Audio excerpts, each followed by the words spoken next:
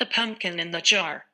One day a long time ago, King Adovaniz went out into the plains to hunt for deer, and he accidentally became separated from his companions.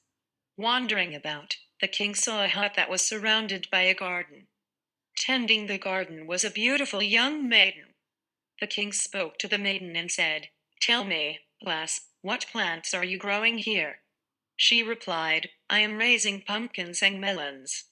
Now, the king happened to be thirsty, and so he asked the maiden for a drink.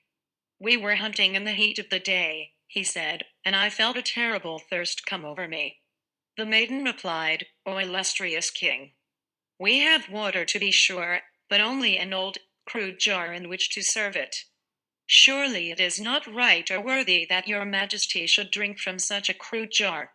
Now if we had a jar of pure gold, in which we could pour water from a crystal clear fountain, then that would be a proper offering for your majesty."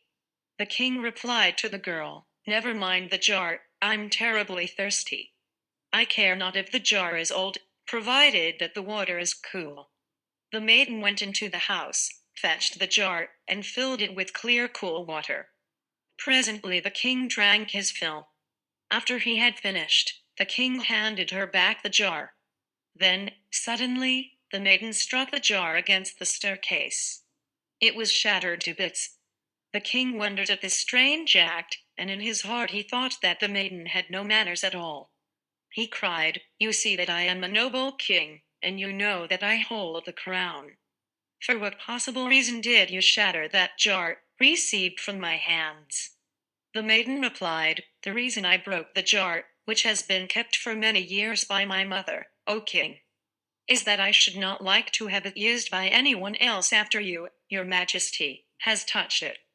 Upon hearing that, the king made no reply. In his heart, he marveled at the actions of the woman and determined that she was a good, virtuous maiden after all.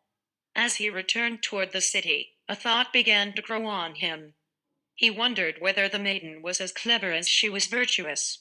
After some time, the king one day ordered a soldier to carry to the maiden a new jar, one with an opening at the top not much more than 1 inch across. The soldier's orders were to tell the maiden that the jar was from the king, and that she was to put an entire pumpkin inside the jar. The soldier was also to tell the maiden that she should not break the jar under any circumstance. Both the jar with the small opening at the top and the pumpkin must remain whole.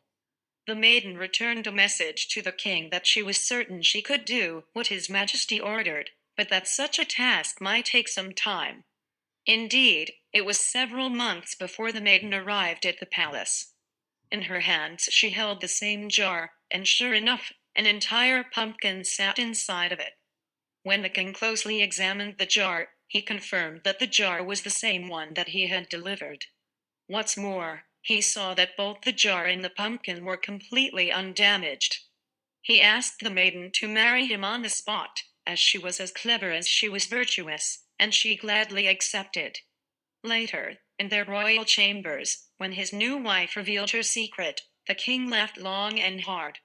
She had placed a pumpkin bud, one that was still attached to a vine in the ground, inside the jar through its small opening. Over time, the pumpkin bud grew into a full-sized pumpkin. When the pumpkin filled the jar, she simply cut off the stem and delivered the jar with the pumpkin to the palace.